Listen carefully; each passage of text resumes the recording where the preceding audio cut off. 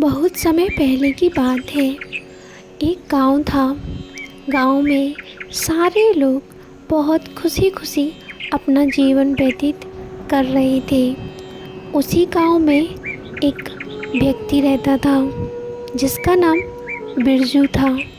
बिरजू अपने टूटे फूटे घर में अकेला रहता था क्योंकि उसकी पत्नी का देहांत हुए काफ़ी साल हो चुके थे और उसके कोई संतान भी नहीं थी।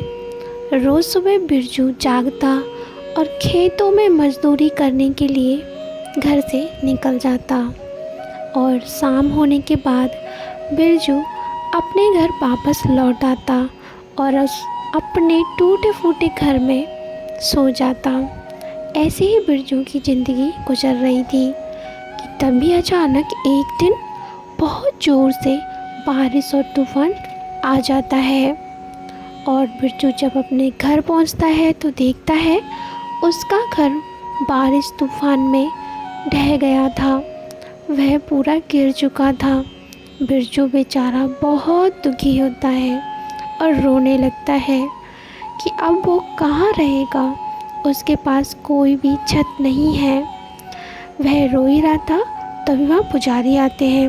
बिरजू, तुम क्यों रो रहे हो?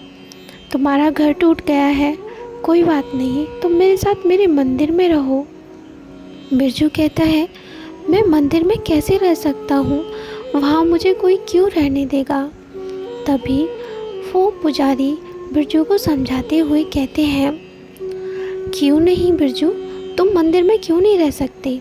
चलो तुम मेरे साथ और मंदिर में ही रहना जब तक तुम्हारा घर फिर से ठीक ना हो जाए।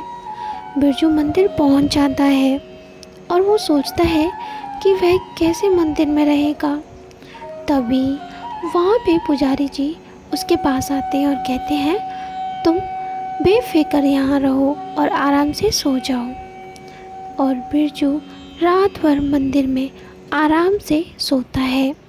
रात में उसे एक शांति का अनुभव होता है और वो चैन की नींद से सोता रहता है। सुबह पुजारी जी उसे जगाने के लिए आते हैं और बिरजू जागकर जब देखता है तो पुजारी जी शिवलिंग को जल चढ़ा रहे थे। ये सब देख के वह पुजारी जी से पूछता है, पुजारी जी, पूजा करने से क्या होता है? क्या मैं भी पूजा कर सकता हूँ? पुजारी कहते हैं, हाँ हाँ, क्यों नहीं, तुम पूजा कर सकते हो और पूजा करने से जो मांगो वो मिल जाता है। ये सब समझाने के बाद पुजारी जी वहाँ से चले जाते हैं।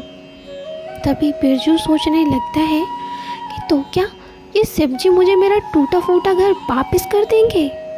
ये सोचकर वह शिव जी से कहता है, मैं आपकी अब से रोज़ पूजा करूँगा, आप मुझे मेरा घर वापस दे देना।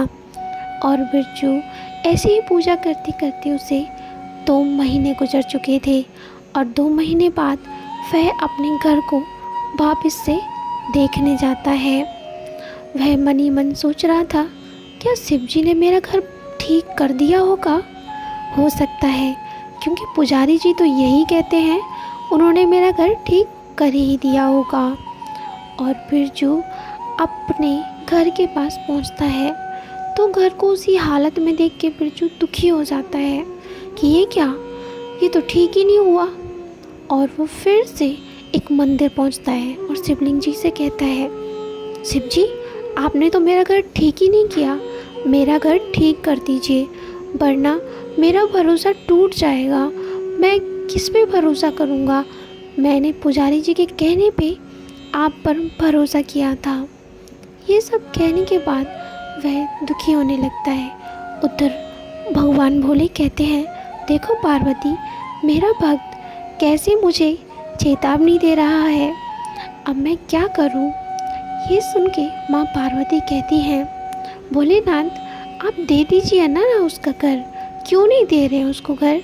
आपके लिए तो ये बहुत ही छोटी बात है, आप चाहें तो क्या नहीं कर सकते हैं। तभी भोलेनाथ कहते हैं, हाँ हाँ, क्यों नहीं, लेकिन इससे पहले भक्त की परीक्षा होनी चाहिए, मैं खुद चाहता हूँ परीक्षा लेने के लिए। और शिव जी वहाँ से चले जाते हैं।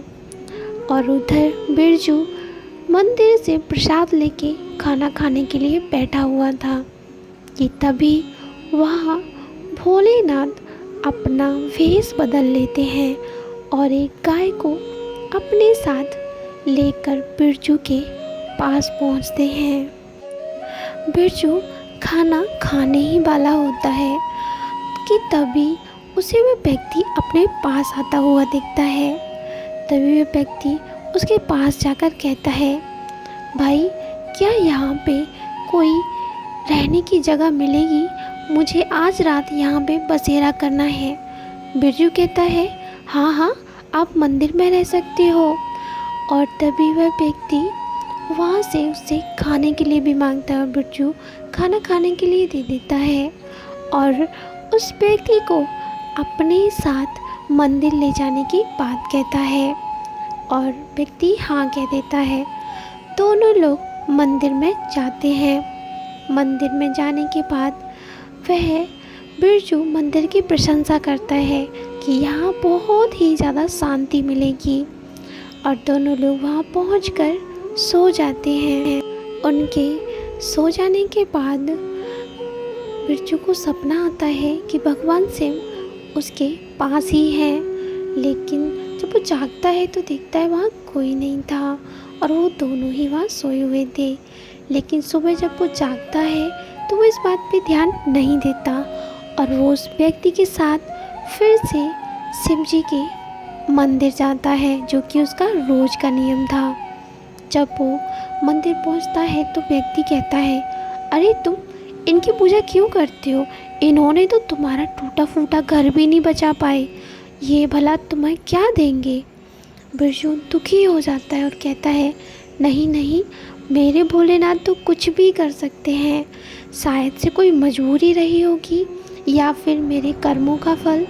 जल्दी ही वो मेरा घर भी बना देंगे, देखना। और दोनों लोग मंदिर से वापस उसके घर की ओर जाने लगते हैं। बिरजू उस व्यक्ति को समझा रहा था कि भगवान पे ऐसी उंगली मत उठाओ। जब वो अपने घर के पास पहुंचता है तो देखता है अब उसकी घर की जगह पे एक महल बना हुआ था। वह महल बहुत ही ज़्यादा सुंदर लग रहा था। बिरजू चौंक जाता है कि यहाँ तो मेरा घर था, आखिर मेरा घर कहाँ गया? कि इतने में भगवान शिव अपने असली रूप में आ जाते हैं और कहते हैं, बिरजू मैं तुम्हारे पीछे खड़ा हूँ। बिरजू ये देख के एकदम चौंक जाता है और वो बोल नहीं पाता। भगवान शिव कहते हैं, बिरजू मुझे तुम्हारी भक्ति ने प्रसन्न कर दिया और मुझे यहाँ तुम्हें वरदान देने के लिए आना पड़ा। भगवान शिव उसे एक राजा बना देते हैं। बिरजू तो पागल जैसा हो जाता है और तभी भगवान शिव उसे एक शिवलिंग देते हैं और कहते हैं, बिरजू तुम इस शिवलिंग के एक मंदिर बनाना जहाँ पे सभी लोग पूजा करने आएंगे। और शिव जी वहाँ से चले जाते हैं। बिरजू ऐसा ही करता है। बिरजू दूसरे ही दिन से भगवान शिव का मंदिर बनाने के लिए लग जाता है और जल्दी ही वो एक मंदिर बनवा देता है और कहता है, भगवान भोलेनाथ जैसा आपने कहा था मैंने मंदिर बना दिया है, बस आप मेरे ऊपर अपनी कृपा बनाए रखना। ये सब वह रोज़ आके प्रतिदिन भगवान शिव को कहता था। धीरे धीरे उसकी कहानी प्रचलित हो जाती है और लोग वहाँ दुआएं मांगने आते हैं। सभी लोग वहाँ की जो भी दुआएं मांगते हैं वो पूरी ज़रूर होती हैं। तो दोस्तों आज की कहानी आपको कैसी लगी है कमेंट करके ज़रूर बताइएगा। कमेंट बॉक्स में हर हर महादेव लिखना बिल्कुल मत भूलिएगा। ऐसी वीडियो देखने के लिए चैनल को सब्सक्राइब करिए। तो फिर मिलते हैं, तब तक के लिए नमस्कार। बहुत समय पहले की बात है, एक जंगल के बीचों बीच एक गांव था। गांव में खुशहाली और समृद्धि भरपूर थी। गांव में चारों तरफ हरियाली फैली हुई थी। वहाँ के रहने वाले लोग बहुत ही ज़्यादा खुशहाली के साथ अपना जीवन व्यतीत कर रहे थे। उन्हीं लोगों में से था एक किसान जिसका नाम रामचंद्र था। रामचंद्र अपने परिवार में बहुत ही खुश था।